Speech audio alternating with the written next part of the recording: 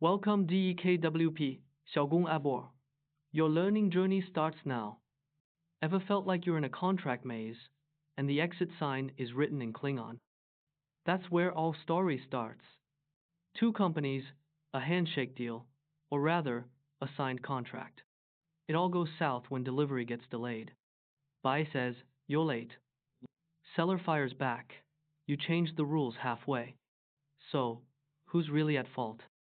Let's dive in. Alright, let's get our detective hats on.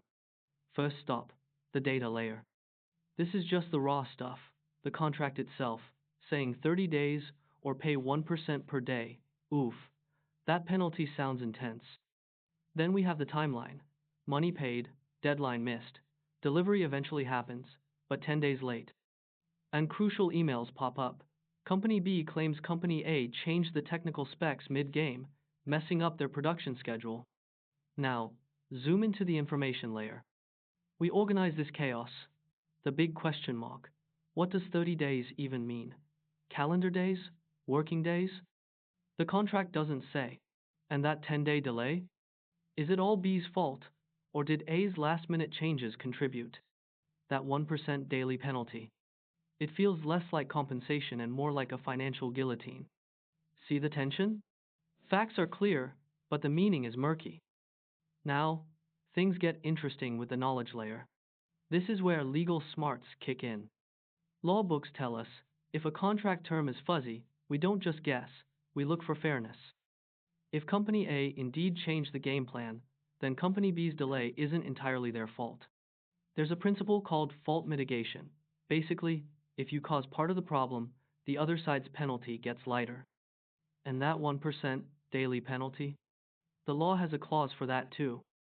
If it's ridiculously high compared to actual damages, the court can step in and say, hold on, that's not fair. Think about it, 1% a day adds up fast. So, the wisdom layer comes in. The judge isn't just applying rules blindly, they're balancing scales. Maybe they decide, okay, B is responsible for 5 days of delay, but A's changes caused another 5. And that 1% penalty. Way too harsh. Let's bring it down to something reasonable, like 0.2% per day. It's about finding that sweet spot between honoring the contract and preventing economic warfare. So, what's the grand finale? The purpose layer. Why go through all this trouble? It boils down to justice. The court wants to make sure both sides feel somewhat fairly treated. For business, it sends a message, stick to your promises, but don't write contracts that could bankrupt someone over a minor hiccup. The outcome? Company A gets compensated, Company B avoids financial ruin, and hopefully, they both learn something. The big takeaway?